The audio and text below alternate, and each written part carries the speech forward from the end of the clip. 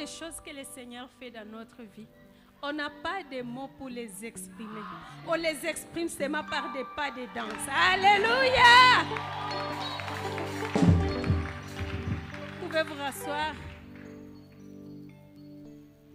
Le Seigneur fait de grandes choses jour pour jour dans nos vies.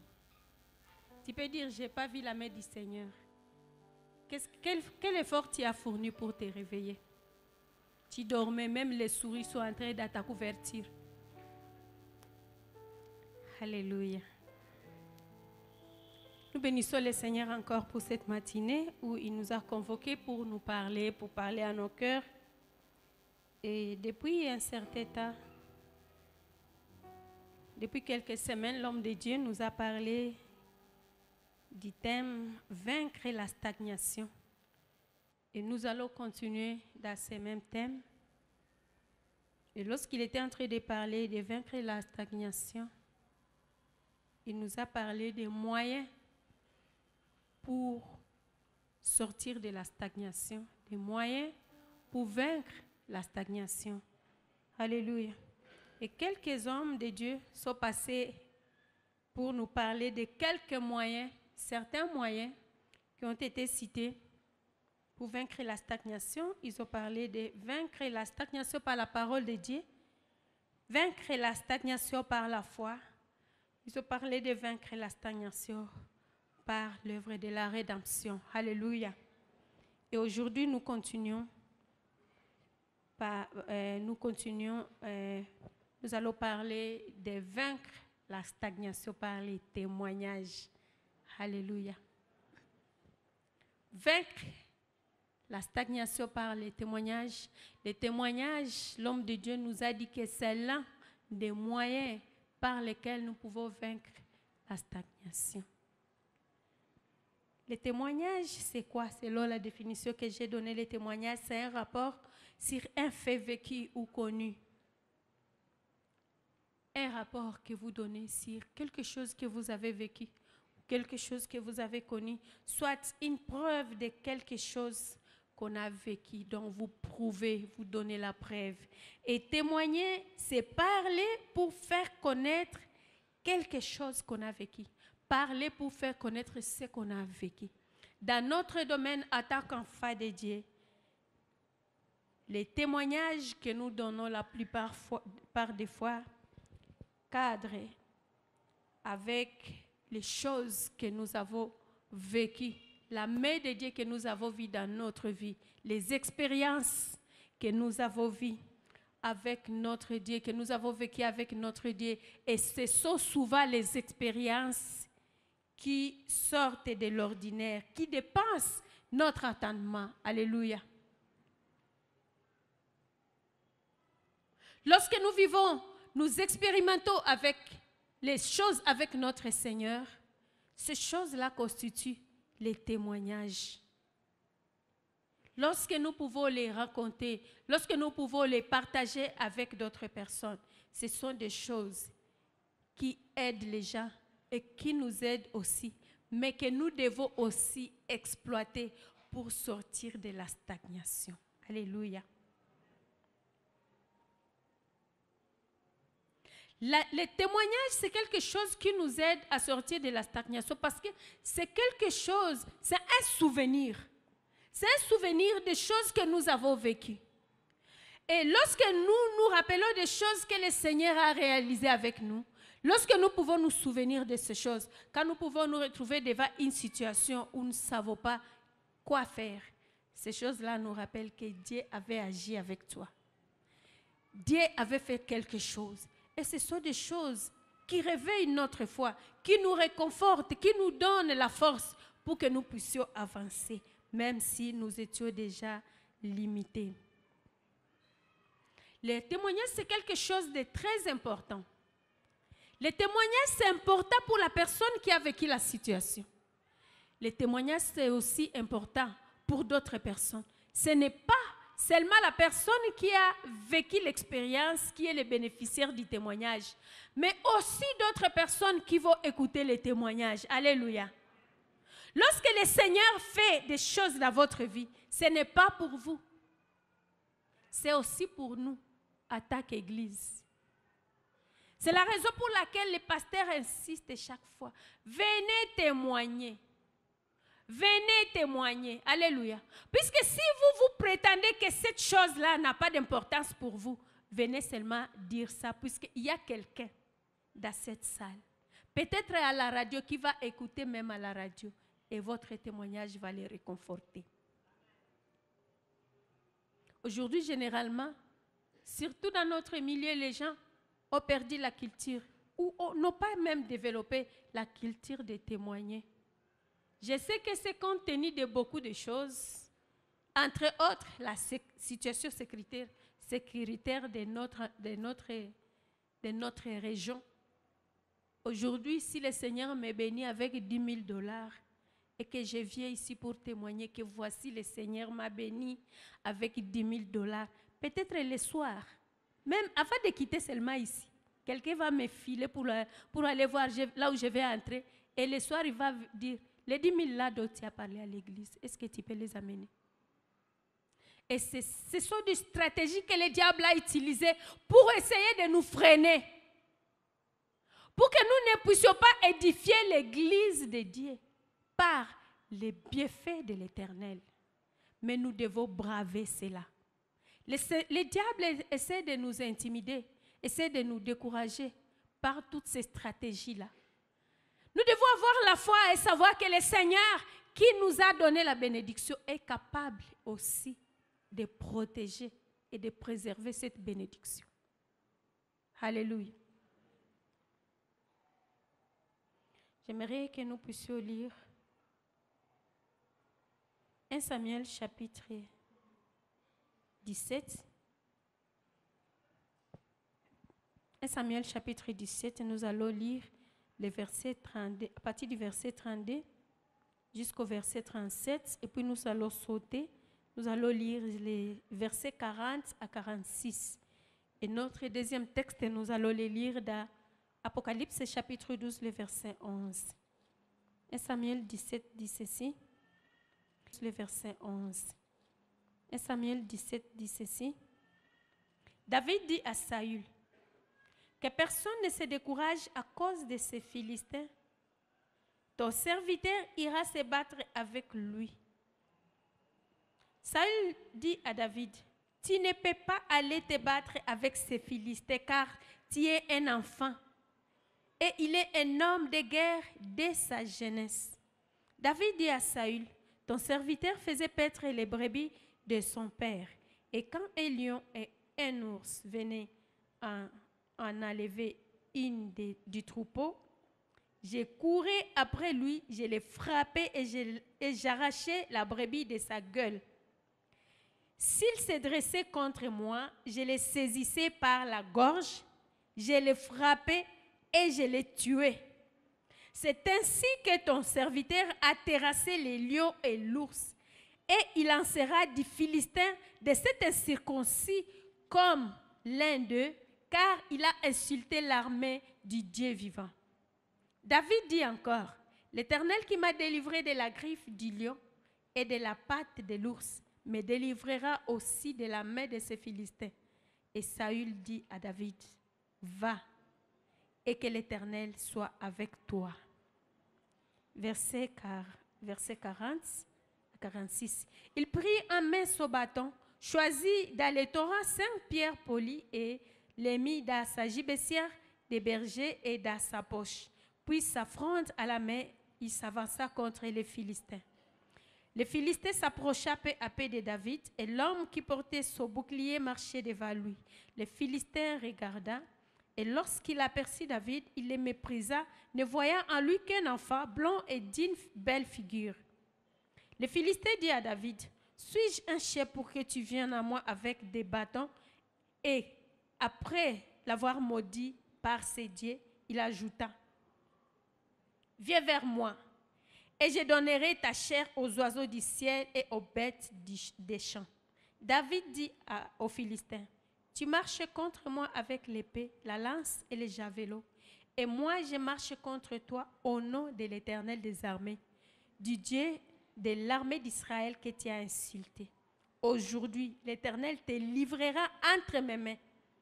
Je t'abattrai et je te couperai la tête. Aujourd'hui, je donnerai les cadavres du corps, je donnerai les cadavres du camp des Philistins aux oiseaux du ciel et aux animaux de la terre. Et toute la terre saura qu'Israël a un Dieu. Amen. Apocalypse chapitre 12, verset 11.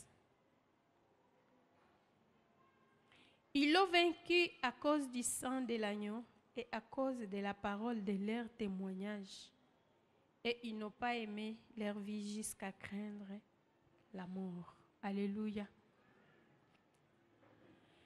Ici, nous venons de lire l'histoire que vous connaissez très bien, l'histoire de David, devant Goliath. Lorsque nous commençons cette histoire au début, vers le chapitre 16, la Bible nous dit que Dieu avait rejeté Saül comme roi. Pendant cette période de Goliath, c'est Saül qui était le roi d'Israël. Et Dieu l'avait déjà rejeté et il a envoyé le prophète Samuel pour aller oindre un autre roi. Et le prophète Samuel est parti pour oindre le roi et il est parti dans la maison d'Isaïe. La Bible nous dit qu'Isaïe a amené ses fils. Et ses fils, parmi ses fils, il y avait des géants. On a cité leurs noms.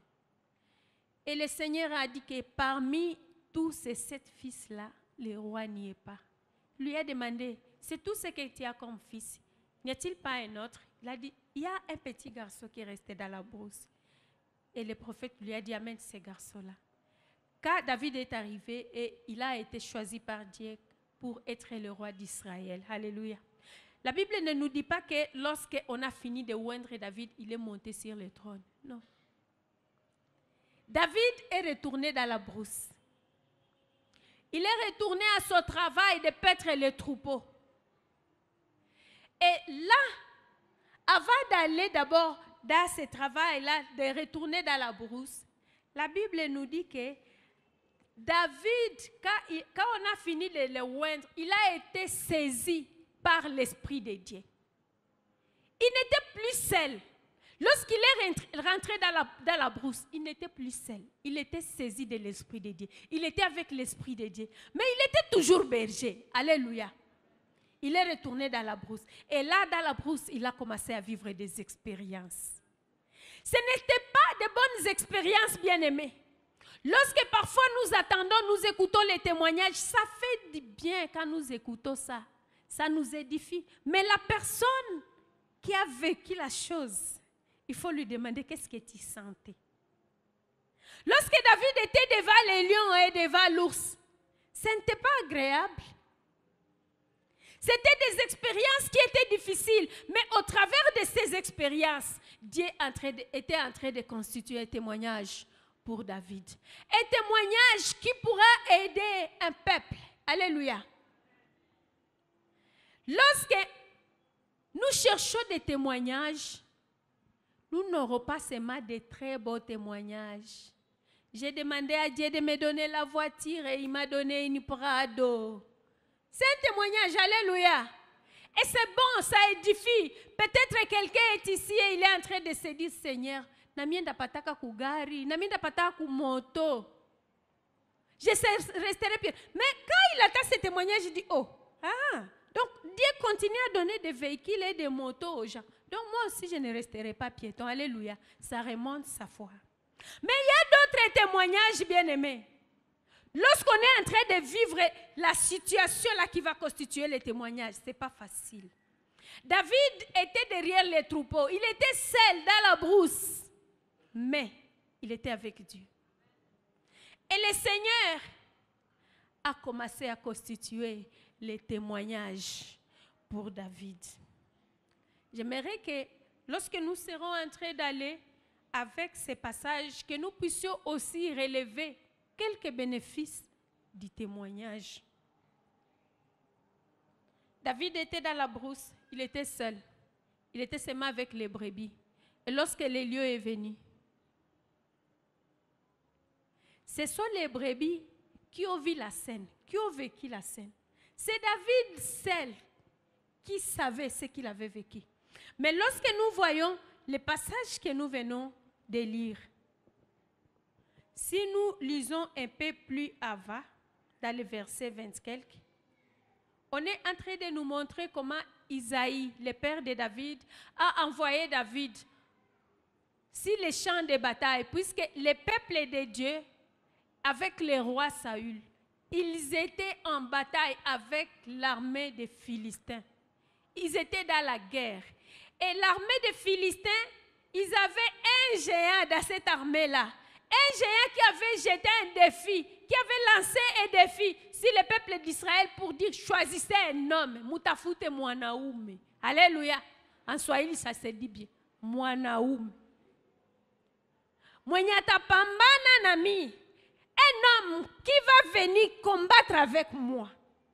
Donc, c'était maintenant devenu un combat de représentation. Donc, moi, je représente les Philistins. Cherchez aussi quelqu'un qui va vous représenter. Et nous deux, nous allons nous battre. Et le peuple d'Israël, l'armée d'Israël était dans la stagnation pendant 40 jours. Ils ne trouvaient pas l'homme. Ils ne trouvaient pas le Mwanaoum qui va se tenir debout pour dire moi je vais aller. Ils étaient là. Et les rois et l'armée, tout le monde était terrorisé. Alléluia. Jusqu'au jour où Isaïe a envoyé son fils David pour aller apporter la provision à ses frères qui étaient dans l'armée. Les géants. Alléluia. Ils étaient dans l'armée. Et lorsque David arrive, avec son bagage de témoignages, des choses qu'il a vécues dans la brousse, lui et ses brebis. Personne n'était là. Lorsque David arrive sur les champs de bataille, il vient, il salue ses frères. Et il voit ce Philistin qui est en train de se moquer, d'injurier les dieux d'Israël. Il sent une colère monter à lui. Je me dis, cette colère est montée dans son cœur. Pourquoi? Puisqu'il voit comment se fait-il que cet homme peut se permettre d'injurier les dieux d'Israël, les grands dieux d'Israël. Et il se souvient directement, il se rappelle directement de son témoignage. Il s'est dit, ah, non, Dieu avait fait quand même quelque chose avec moi. Et nous voyons la réaction de son frère. Je pense que les frères de David, c'était les genres de gens qui étaient Bato Kazarao, hein? Donc ils minimisaient tellement David, ils savaient que bon, ça c'est un petit, il ne peut rien faire. Si attends, quand il commence à se renseigner pour dire, bon, qu'est-ce qu'on a dit qu'on va donner à celui qui va oser affronter cet homme-là? Et son grand frère lui dit, toi, je connais ton orgueil. Je vis le tout na quoi, kawaii. C'est comme si David, je pense que c'est comme si, à cause de cette attitude, je ne sais pas, mais je me demande si David avait eu le courage même de raconter ce qu'il avait vécu à ses frères. C'est comme s'il n'avait pas dit ça. Tellement que ses frères ne pouvaient même pas le croire. Alléluia. Ses frères ne pouvaient pas le croire. Bien-aimés, c'est la raison pour laquelle j'ai souvent dit aux femmes, lorsque tu as un témoignage, c'est toi qui connais ton témoignage. C'est toi qui as vécu la chose. C'est toi qui connais la grandeur de ton témoignage. Et tu connais ce que ça a façonné à toi. Malgré que les frères de David ne voulaient pas l'écouter, mais lui savait que j'ai quelque chose qui peut me pousser, m'encourager à affronter ces messieurs. Même si je raconte ça à mon frère, il ne peut pas me croire. Et à cause de ce témoignage, il a eu un cœur ranimé. Ça a ranimé sa confiance à Dieu. Le Dieu qui l'a aidé à vaincre les lions et l'ours. Ça, lorsqu'il a vu les défis devant lui, les défis qui étaient en train de garder l'armée, toute l'armée d'Israël dans la stagnation, il s'est dit non. Il y a quelque chose que j'ai vécu. Le Dieu qui m'a aidé à terrasser les lions et l'ours, je pense qu'il peut m'aider pour affronter ces géants Goliath. Ça, c'était quelque chose qu'il avait tiré de cet événement-là. Malgré que c'était l'événement qui n'était pas vraiment très bon, mais il a tiré des bénéfices là-dedans. Alléluia. Et lorsque la foi s'était réveillée comme ça, il a dit, je ne vais pas me limiter ici. Il a pris des renseignements. Il a eu quand même quelques gens qui ont accepté de lui expliquer ce qu'on donnera à la personne.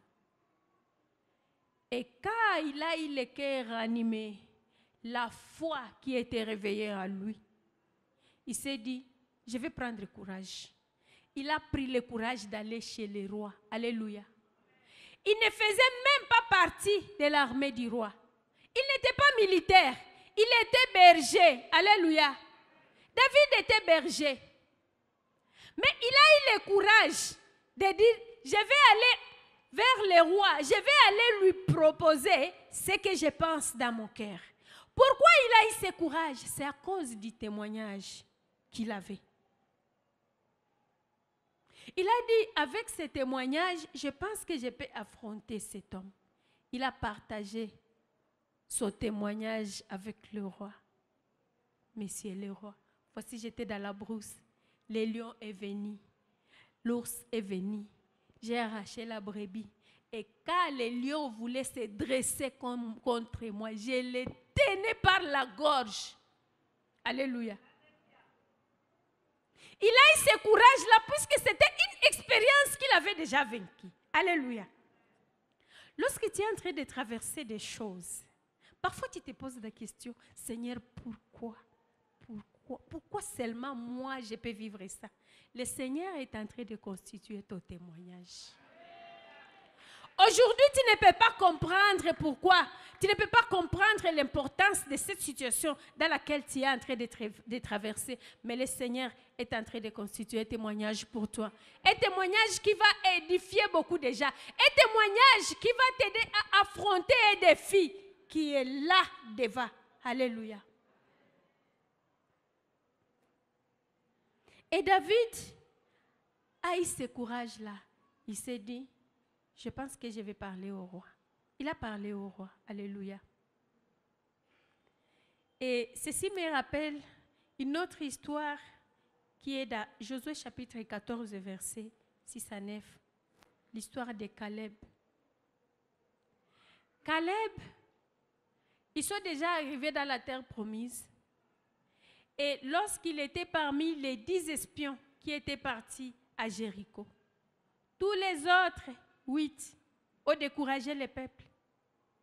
Il dit dans ce passage, j'avais 40 ans lorsqu'on nous a envoyés pour aller espionner Jéricho. J'avais 40 ans. Et tous les autres ont dit, il y a des Anakim, nous sommes vus comme des sauterelles. Caleb était l'un de ceux qui ont découragé le peuple pour dire, nous pensons que nous pouvons aller. Alléluia. Et dans ces passages, vous allez les lire à la maison comme notre état avance. Il dit, aujourd'hui j'ai 85 ans. Mais on m'avait promis cette montagne. Et les géants sont dans cette montagne. Mais je pense que le Seigneur qui nous avait aidés quand j'avais 40 ans, il est le même aujourd'hui. Même à 85 ans, donnez-moi cette montagne-là, je vais y aller. Je vais déloger ces Anakim qui sont là-dedans. Alléluia. Son témoignage l'a fortifié. C'était quelque chose qui l'a poussé à aller affronter ces défis-là. Alléluia. Et lorsque David a fini de raconter son histoire au roi, la foi du roi s'est réveillée. Donc, il a créé la foi dans les rois. Puisque les rois et toute l'armée, tout le monde était à la maison. Ils ne savaient plus quoi faire. Ils se demandaient qu'est-ce que nous allons faire. On n'a pas trouvé un homme. Mais lorsque David lui a raconté l'histoire, le roi a commencé à avoir la foi. Il a commencé à avoir la foi et voir que c'est possible, c'est possible, c'est possible. Alléluia. Tu sais que ton témoignage, quand tu le donnes à quelqu'un d'autre, ça crée à lui la foi. Ça fait naître la foi. Alléluia. Les rois ne savaient plus quoi faire. Ils n'avaient pas la foi. Il était comme désarmés. Pendant 40 jours, ils étaient là. Et lorsque la foi est née dans les rois, cette foi-là ne s'est pas arrêtée là. La foi a grandi. Alléluia. Et le roi a décidé de prendre ses armes et les donner à David. Il a pris ses armes, il les a données à David. Pourquoi? Puisqu'il venait d'avoir confiance que, avec les témoignages que ces jeunes garçons viennent de me donner, je pense que je peux les laisser aller oser. Alléluia. Les témoignages font croître la foi. Les témoignages font grandir notre foi et la foi des autres. Alléluia. Tu peux penser que ce que tu as vécu n'a pas d'importance, mais si tu le racontes à quelqu'un, ça va créer à lui la foi. Il va se dire, donc Dieu peut délivrer aussi quelqu'un de ça, de cette situation. Dieu peut aussi faire ça dans la vie d'une personne. Et lorsque le roi a eu cette foi, il a libéré les garçons pour aller sur les champs de bataille. Toute l'armée était là. Il y avait, je ne sais pas s'il y avait une zone neutre, puisque l'armée des Philistins était de l'autre côté et l'armée des peuples d'Israël était de l'autre côté. Il y avait un vide ici. Et c'était là que Goliath devait se battre avec la personne qui devait être retrouvée dans l'armée d'Israël. Lorsque le témoignage a convaincu les rois, David est venu avec force. La Bible nous dit qu'il a ramassé les pierres, il a mis dans sa gibecière. Il est venu avec le courage. Lui avait le courage puisqu'il savait ce qui le poussait à l'encourager. Il avait quelque chose dans son histoire qui était en train de le pousser. Alléluia. Et il est venu. Je pense que je suis en train de m'imaginer l'armée d'Israël qui était là. Et il est venu. Et il a dépassé tous les militaires. Et peut-être ils étaient peut-être assis. Et ils étaient en train de regarder. Ces garçons-là, qu'est-ce qu'il est en train de fabriquer là? Qu'est-ce qu'il fait? Et il l'a vu. Il les a dépassés. Et il a commencé à courir. Et les militaires, je pense qu'ils se sont levés. Ah, regardons un peu le film là. C'est quoi? Ces garçons-là, ils viennent les tuer. C'est quoi? Et ils se sont mis debout pour voir, pour regarder la scène. Alléluia. Les garçons qui étaient dans la scène savaient la chose qui l'accompagnait dans cette scène-là. Ils savaient que j'ai le Dieu vivant, le Dieu qui m'a délivré dans la brousse. Je suis avec lui. Et ce courage-là a produit quelque chose dans le cœur de l'armée, de tous ces militaires-là. Et ils étaient en train d'observer la scène. Et ils ont vu les garçons courir vers Goliath. Alléluia. Et il a jeté sa pierre. Quand il jette sa pierre, Goliath tombe. Vous pensez que les militaires sont restés en train de rêver? La Bible dit quoi? Ils se sont levés et ils ont couru. Et ils se sont jetés sur les militaires des Philistins. Alléluia. Et ils ont commencé à tuer. Les gens qui étaient déjà dans la stagnation pendant 40 jours. Les témoignages de David, il ne les a même pas raconté son témoignage. Mais les actions qu'il posait à cause de son témoignage a réveillé toute l'armée. Et ils ont suivi les camps des Philistins. Ils ont exterminé les Philistins. Et ils ont ramassé les butins. Alléluia. Pourquoi? À cause du témoignage. À cause du témoignage. Je me demande, peut-être lorsque David était en train de vivre ces choses-là, il se disait, Mungu ananitakia nini? Au lieu de me oindre comme roi, je ne suis même pas encore entré dans le palais royal. Ce lion vient me manger. Or, le Seigneur était en train de constituer un témoignage qui va sauver plusieurs. Alléluia. Ça ne s'est pas arrêté là. Le témoignage de David a bougé tous les pays. Alléluia. Puisque lorsqu'il est revenu avec la tête de Goliath, les femmes ont composé un cantique. Elles n'ont pas traîné. Elles ont composé un cantique, elles ont commencé à chanter. Alléluia. David a tué ses 10 000 et Saül ses 1000. Alléluia. Et c'était la fête. Même si Saül était en train de se fâcher, mais toute la ville était mobilisée. Et les gens ont chanté. Pourquoi? À cause du témoignage. C'est seulement lorsque David a raconté l'histoire de ce qu'il a vécu à Saül, que Saül lui a donné le feu vert pour dire vas-y. Et lorsqu'il est allé, ça a produit les choses. Bien-aimé, les choses que tu as vécues, Dieu a besoin que tu les exposes, que tu en parles. Tu vas édifier quelqu'un, tu vas réveiller quelqu'un, tu vas sortir quelqu'un de la stagnation, dans une situation dans laquelle il est déjà resté pendant longtemps et il a déjà perdu confiance. Il s'est dit, est-ce que Dieu agit encore? Est-ce que Dieu agit encore? Tu as obtenu une guérison miracle et tu t'es tué. Et il y a quelqu'un dans la salle qui se dit, est-ce que Dieu guérit encore? Est-ce que Dieu produit encore les miracles? Dieu n'attend que ton témoignage pour réveiller la foi de cette personne-là. Alléluia. Tu as un bébé, tu as eu un bébé miraculeusement. Tu avais déjà attendu plusieurs années. Et le Seigneur t'a fait grâce. Et tu t'es tué. Pourquoi tu as peur de témoigner? Tu penses qu'on va te voler ta bénédiction? À moins que cette bénédiction n'ait pas venue de Dieu.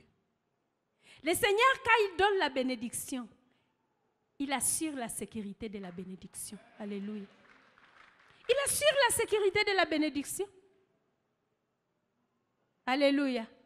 Bien-aimés, nous devons témoigner. Nous devons témoigner ce que Dieu fait dans nos vies. Que ça soit à bien ou à mal. Alléluia. Puisque la Bible nous dit que tout concourt au bien de ceux qui aiment Dieu. La situation que tu es en train de vivre, même si pour toi ce n'est pas une situation agréable, ça concourt, ça vient concourir à ton bien. Autre chose que les témoignages apportent dans notre vie.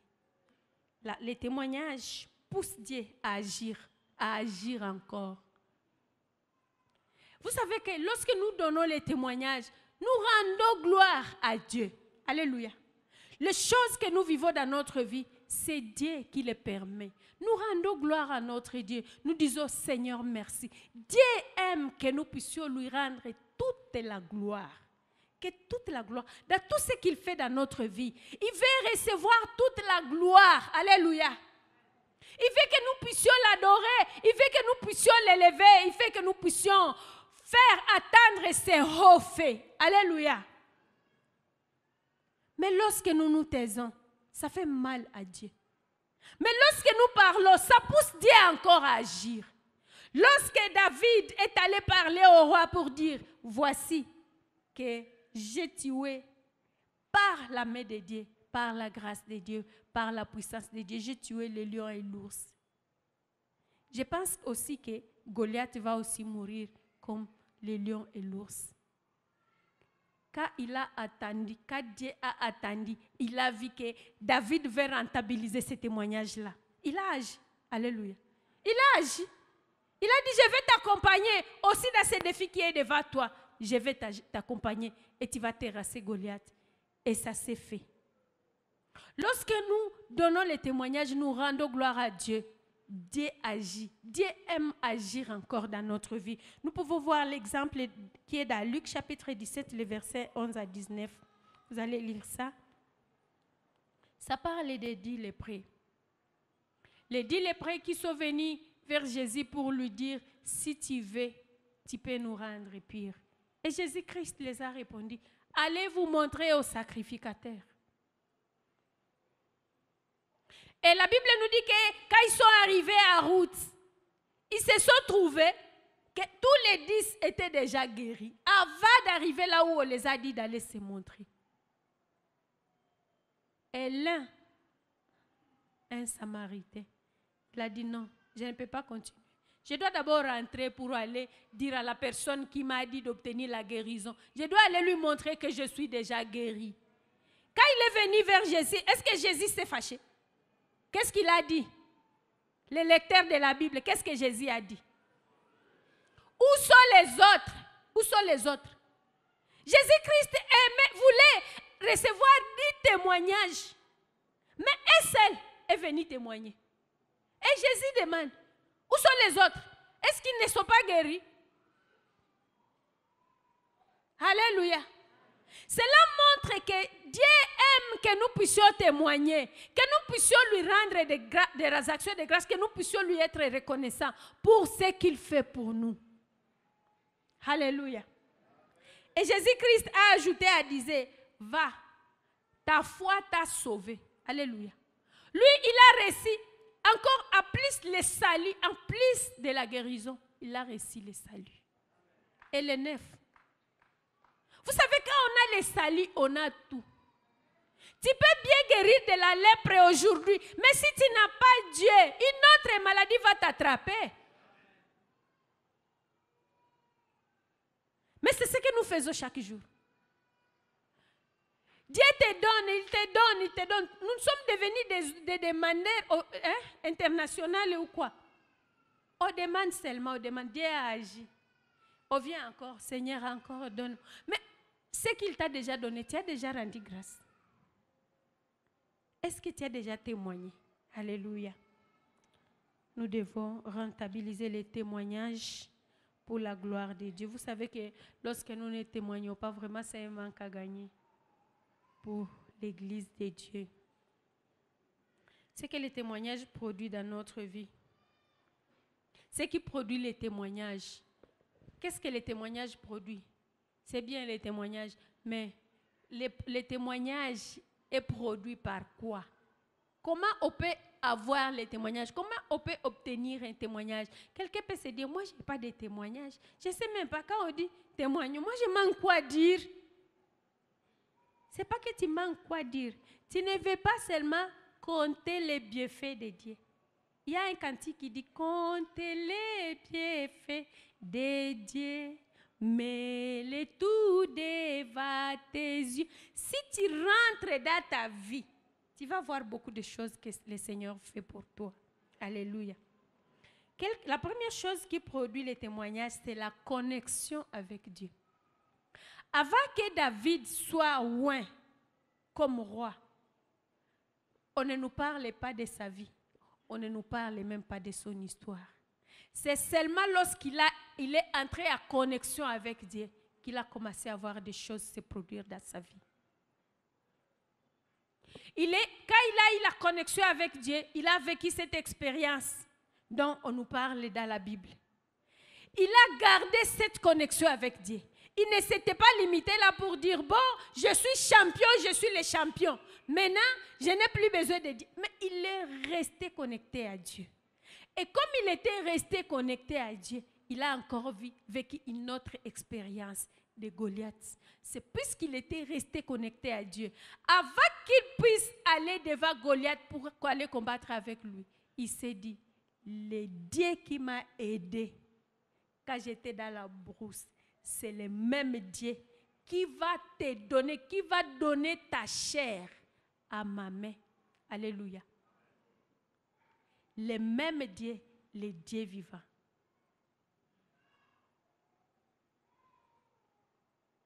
Alléluia.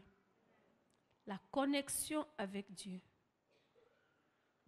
La Bible nous dit que lorsqu'il était saisi par l'Esprit de Dieu, il était resté dans cette plénitude-là. Lorsque nous restons dans la connexion avec Dieu, bien-aimé, Dieu va agir dans notre vie. David savait que le Dieu qui lui avait donné les témoignages pourra encore lui donner un autre témoignage, puisqu'il était en connexion permanente avec lui.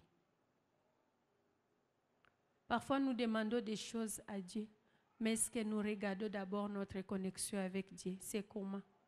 Est-ce que nous ne sommes pas encore déconnectés avec Dieu? Est-ce que le court-circuit n'est pas entré dans notre connexion avec Dieu? Vous savez, quand il y a le court-circuit, il y a la coupure, les coupures du courant. Alléluia. La connexion avec Dieu. La deuxième chose qui produit le témoignage, c'est la confiance ou la foi. La foi à Dieu. Je ne parle pas de la foi là que nous croyons que le soir nous allons manger. Non. La Bible dit que la foi, c'est une ferme assurance. Une démonstration. Alléluia. Donc, c'est une foi qui croit au-delà de toute opposition. Même quand tout le monde peut s'opposer pour dire ça c'est non, toi tu dis ça c'est oui. Alléluia. La foi. La ferme foi. La ferme confiance à Dieu produit les témoignages. Lorsque nous avons confiance que Dieu va agir et que nous appliquons notre foi, Dieu honore notre foi. Dieu c'est lui qui honore notre foi. Parfois, tous les paramètres peuvent montrer qu'il n'y a pas d'espoir. Mais lorsque nous avons la foi, Dieu honore notre foi. Alléluia. Dieu honore notre foi. Dans les premiers cultes, j'ai donné un petit témoignage. Je l'ai déjà dit encore. J'ai connu à 2 reprises la diminution du sang au niveau où tout le monde pouvait dire que j'allais mourir. À la première naissance et à la dernière. La première naissance, j'étais descendue jusqu'à 3 grammes. La dernière, j'étais à 2 grammes de sang. Pour les médecins, ils comprennent ce que signifie 2 grammes. Tu ne peux même pas te tourner sur les lits. Les autres meurent même à 6 grammes. Alléluia. Et dans la première expérience, j'étais à Kindu. C'était à 2000. C'était à 94. Kindu à 94. Qui était à Kindu à 94? C'était après les pillages. Après les pillages qui étaient passés sur toute l'étendue de la République. Donc, vraiment, Kindu était dans une situation très difficile. Même les hôpitaux, c'était difficile. On ne pouvait même pas trouver l'alcool dans l'hôpital. Même pas les cotons. Pour aller à l'hôpital, tu achètes tout à la pharmacie et puis tu viens à l'hôpital pour qu'on te soigne. Tu pouvais venir avec ta seringue, ton médicament. Tu arrives à l'hôpital. On va te piquer sans faire passer l'alcool. Vous avez été soigné comme ça. Sans faire passer l'alcool, même pas l'eau. Donc, tel que tu es venu, tu vois. Vous voyez dans ces conditions-là. Et puis j'accouche, et puis on me dit, tu as seulement 3 grammes, il faut qu'on te transfuse. Dans quel labo? Donc, on n'a même pas tous les matériaux nécessaires pour faire l'examen, pour qu'on voit s'il y a compatibilité pour les sangs. Et les sangs étaient déjà là, on voulait commencer à me transfuser. Et la personne qui devait me donner les sangs était là. Il m'a donné. On a déjà extrait les sangs de son corps. Et mon mari était là. J'ai regardé les sangs. Je suis civile en médecine. Je ne connais rien. Simple. J'ai senti seulement les doutes dans mon cœur. Je me suis dit, j'ai demandé, ça c'est quoi? Oh, c'est le sang. Vous voulez faire ça quoi? Oh, on veut mettre ça dans ton corps. J'ai dit, attendez d'abord. Le sang, ça vient d'où? Oh, ça vient, c'est le frère qui vous a donné. J'ai dit merci. Mais je pense que vous n'allez pas me transfuser. L'infirmière me dit, toi tu as 3 grammes. Je ne pouvais même pas m'asseoir. Mais j'ai senti quelque chose qui s'est posé dans mon cœur. J'ai dit non. Elle est allée parler au médecin pour dire, la malade a refusé. J'ai dit, ça va. Le médecin est venu. Maman, tu n'es pas malade. Ce qui te manque, c'est seulement le sang. Et puis tu seras guéri. Et le sang est là. Pourquoi tu refuses? Tu es témoin de Jéhovah? J'ai dit non. J'ai ça seulement les doutes. Je ne sais pas, moi aussi je ne comprends. J'ai ça seulement les doutes. Il dit, on va te chasser de l'hôpital. Hein? J'ai dit vraiment, je suis d'accord. Le lendemain, il amène un autre médecin pour qu'ils viennent me convaincre. Ils se sont mis tous les deux. Ils ont commencé à m'expliquer. Ils ont parlé. Je les ai dit vraiment, je vous remercie pour tout ce que vous avez fait. Mais je suis en train de... Donc, en fait, j'ai pressenti comme si on me mettait c'est ça là, on allait arrêter ce médecin-là. C'est ce que j'ai senti. Et quand j'ai refusé, le médecin a dit, bon, on écrit ta sortie, tu vas aller mourir chez toi. J'ai dit au médecin, je ne mourrai pas. J'avais tellement une foi de fou. Je lui disais, je suis venue à Kindu pour venir faire la mission. Je n'ai pas encore fait la mission. Pourquoi mourir? Je ne mourrai pas et tu ne vas pas me transfuser. On m'a chassé de l'hôpital. Et les jours qu'on m'a chassé de l'hôpital, la personne qui m'a... Tu sais que Dieu, il fait tellement de choses. Le matin, là, je me réveille. On ne me réveille pas, on ne me tient pas. Moi-même, je pars dans la douche, je me lave. Et puis, je marche, je pars monter dans le véhicule. Et puis, je monte dans l'étage. Moi-même, je me demande, oh, d'où est venue cette force? Et le Seigneur a honoré ma foi. Au bout de 7 jours, j'avais 7 grammes. Vous savez qu'avec les 7 grammes, je pouvais porter mon bébé, marcher, aller au marché. Avec 7 grammes. Et le Seigneur a accompli ses miracles. J'avais tellement une foi fermée. J'ai dit au médecin, je te comprends. Il y a des choses que moi, je peux croire et des choses que toi, tu ne vas pas croire. Je ne vais pas te condamner. Peut-être au travers de ma foi, le Seigneur va t'aider aussi à remonter ta foi dans ces domaines. Alléluia. Dieu honore notre foi. Et cette foi-là produit les témoignages. Aujourd'hui, je peux vous raconter cette histoire puisque le Seigneur a agi. Si j'étais morte, je ne serais pas là. Alléluia. Ou bien si on m'avait transfusé, je ne pouvais pas peut-être témoigner ça puisque bon, c'est naturel, c'est normal. Alléluia. Autre chose qui produit la foi et les témoignages, c'est le courage et la détermination d'affronter les défis avec foi. Le courage et la détermination d'affronter les défis avec foi. Lorsque David a affronté les lions, il n'avait pas reçu une prophétie qui lui avait dit, moi Seigneur, j'ai dit, combat avec ces lions, je vais te délivrer. Alléluia. Il n'y avait pas une prophétie. Il avait seulement le courage. Il a pris courage. Il était déterminé. Il a dit, je vais affronter ces lions. Mais je vais affronter. Avec foi. Je sais que j'ai Dieu. Je sais que mon Dieu agit. Et je vais m'avancer. Alléluia. Et même pour affronter Goliath, c'était la même chose. Il a pris seulement, il s'est seulement souvenu. Il a pris les souvenirs qui étaient dans son histoire.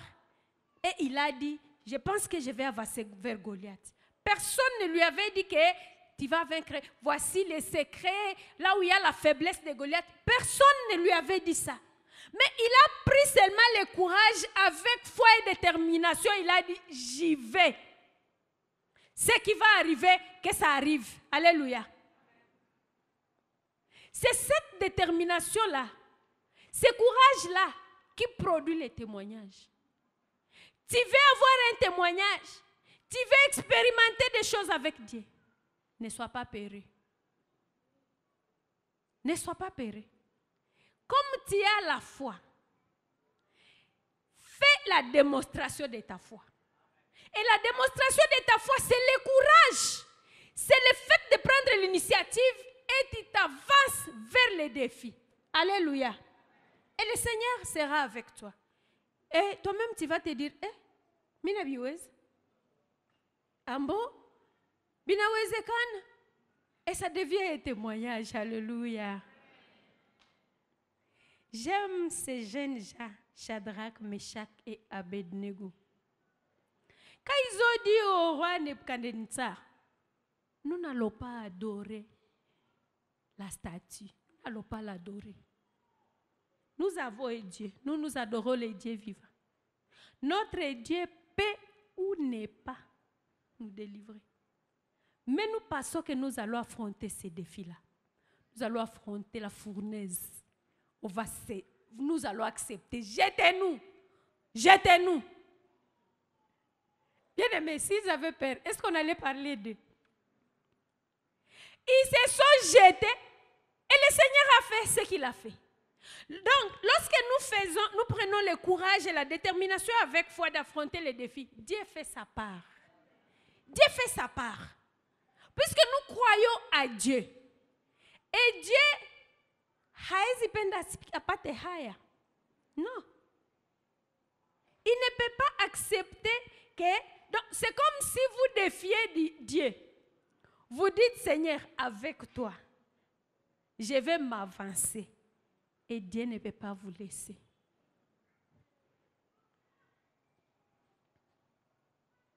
La dernière chose, c'est nous obtenons les témoignages par la grâce au moyen de la foi. Il y a certaines choses que nous vivons dans notre vie sans fournir des efforts. Ça arrive seulement par la grâce. Par la grâce seulement. Mais aussi par la grâce au moyen de la foi, comme le salut. Alléluia. Vous savez que beaucoup de gens disent, moi je n'ai pas de témoignages. Moi je n'ai pas... Vous savez, il n'y a pas de grand témoignage que le salut. Le salut, c'est un grand témoignage. Le fait que tu sois sauvé, que ta vie change, que tu appartiennes à Dieu, c'est le plus grand témoignage. Et c'est de ce témoignage dont l'Apocalypse parle qu'ils l'ont vaincu à cause du sang de l'agneau et de la parole et des paroles de leur témoignage. C'était quel témoignage? C'était le témoignage du salut. Ce n'était pas le témoignage d'acheter les voitures, non. Le salut que nous avons, c'est le plus grand moyen qui nous délivre de la stagnation. Avant que nous soyons sauvés, nous étions dans la stagnation des péchés. On tournait à rond, on tournait à rond, on tournait à rond. Quand tu avais des stress, tu allais boire. Quand tu te réveilles, les stress sont restés. Les stress reviennent encore. Encore tu bois. Encore tu penses que c'est passé. Encore quand la boisson va finir ou la drogue. Encore ça revient. Tu n'es pas en train de tourner en rond. Tu n'es pas dans la stagnation. Le salut est venu nous délivrer de ces choses-là. Bien-aimé, lorsque tu peux te trouver même devant les défis et te dire, je vais me référer à quoi? Qu'est-ce qui va me donner la force pour que je puisse affronter ces défis? Rappelle-toi de là où Dieu t'a tiré. Tu étais esclave. Tu étais dans l'esclavage du péché. Tu ne pouvais pas dormir sans coucher avec une femme libre. Aujourd'hui, tu ne le fais plus. C'est peu de choses. Le Seigneur t'a délivré. Il a enlevé à toi la soif de la boisson. Tu étais un ivrogne. Mais aujourd'hui, quand on te présente même un verre, tu n'es pas capable de toucher. C'est une grande délivrance. Alors le Seigneur qui t'a changé, qui a transformé ta vie, aujourd'hui tu es devenu une nouvelle créature, tu étais voleur, aujourd'hui tu es servante de Dieu, tu es intercesseur, tu sers Dieu. Avant tu n'avais même pas le souci d'aller à l'église, mais aujourd'hui si on te prive d'aller à l'église, tu te sens malade. Bien-aimé, réfère-toi à ça. Quand tu te trouves devant les défis, dis-toi, le Seigneur qui m'a délivré de l'ivrognerie, je sais qu'il va m'aider aussi à relever ces défis. Il va m'aider. Il était capable de me transformer. Ce que j'étais avant, je ne le suis plus. Ce que j'aimais avant, j'aimais passer la nuit dans les boîtes de nuit. Aujourd'hui, tu n'es même plus capable d'aller. Est-ce qu'on t'a interdit d'aller dans les boîtes? Qui t'a interdit? Mais Jésus-Christ a été capable de t'aider à terminer cette soif à toi. Il t'a vraiment changé. Vous savez, lorsqu'on est sauvé, on est tellement transformé Je me rappelle une fois, quand j'étais jeune fille, je connaissais un garçon. Ce garçon, vraiment, il avait un visage grave. Vous connaissez. La Bible aussi parle qu'il y a des beaux et des moches, comme Nabal. Je vous dis bien, ce garçon avait un visage grave. Et puis, j'étais partie. Un moment, quand j'étais revenue, je marchais et j'ai vu un garçon. Et il m'a salué par mon nom. Je le regarde. Je ne le connaissais pas. Il me demande, Rosette, tu ne me connais plus, tu ne me reconnais plus. J'ai dit vraiment, il dit, tu ne m'as jamais vu quelque part. J'ai dit vraiment, je ne t'ai jamais vu. Il dit, tu as raison. Le Seigneur m'a lavé. Le Seigneur m'a changé. Moi, c'est elle. D'ailleurs, j'ai changé même les noms. Puisque ces noms-là ne me restent. Je vous dis, il y avait un changement terrible. Le Seigneur nous change, au fait. Il nous lave, il nous transforme. Le Seigneur qui t'a transformé là. Tu penses que vraiment c'est le mariage qu'il ne va pas te donner? Pourquoi tu restes dans la stagnation? Souviens-toi de là où Dieu t'a tiré. Avance. Et la foi, relève la tête. Sors de ce stress-là. Puisque le Seigneur qui t'a donné le salut, qui t'amène dans la vie éternelle, les témoignages qui t'accompagnent jusque dans la vie éternelle. Il est capable de te donner les choses éphémères. Les choses de ce monde, ce sont des choses éphémères. Le plus grand témoignage qui va nous accompagner jusque dans l'éternité, c'est le salut. Et le salut là, bien-aimé, c'est quelque chose, c'est une force qui doit nous pousser, qui doit booster notre foi et savoir que tout ce dont nous pouvons avoir besoin, nous l'aurons. La Bible dit, cherchez premièrement les royaumes. Puisque la Bible sait que, Dieu sait que si nous cherchons les royaumes et que nous avons ces royaumes, si nous avons déjà les royaumes, mais les maisons, les véhicules, les habits, les femmes, c'est quoi devant Dieu? Si Dieu était capable de nous donner les royaumes, bien-aimé, réfère-toi à ton salut si tu manques de références. Alléluia. J'aimerais que tu puisses te mettre debout et commencer à prier. Le Seigneur est là ce matin. Il veut que tu rentres dans les souvenirs de tout ce qu'il a déjà fait pour toi, de tout ce qu'il a déjà accompli dans ta vie pour que tu puisses avancer. Ne restez pas dans la stagnation, bien-aimés. Lèvons-nous, mettons-nous debout, nous sommes fatigués. Mettons-nous debout, commence à parler à Dieu. Commence à parler à Dieu. Dis Seigneur, rappelle-moi les souvenirs. Rappelle-moi les souvenirs. Rappelle-moi Seigneur. Je suis devant cette situation qui me bloque. Mais je sais qu'il y a des souvenirs qui peuvent m'aider à sortir de cette situation. Seigneur, je veux que tu me rappelles ces souvenirs-là. Tu es peut-être là ce matin et tu n'arrives pas à te rappeler de quelque chose. Même pas les saluts. Quand on parle du salut, ça te paraît nouveau. C'est comme un mot nouveau. Tu te dis, moi je n'ai jamais changé. Je ne connais même pas les changements dans ma vie. Je ne connais même pas les changements que le Seigneur a opérés dans ma vie. Bien-aimé, il n'est pas tard pour toi ce matin. Tu peux donner ta vie à Jésus. Tu peux juste élever ta main et dire, Seigneur, j'aimerais expérimenter les témoignages avec toi. J'aimerais te donner ma vie. Je ne veux pas rester dans la stagnation. Seigneur, sauve-moi. Sauve-moi ce matin. Le Seigneur est là, il t'attend. Il veut accomplir de grandes choses avec toi. Il veut accomplir des merveilles avec toi. Tu peux juste élever ta main et dire, Seigneur Jésus, ce matin je viens à toi. Merci bien-aimé. Merci frère. Que le Seigneur te bénisse. Ce matin c'est un grand jour pour toi. Tu peux me suivre dans cette prière et dire, Seigneur Jésus, merci pour ta parole. Je décide ce matin de te donner ma vie.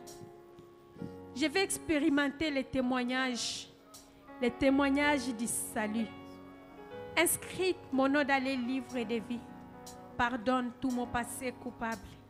Donne-moi une nouvelle vie. Change-moi et transforme ma vie.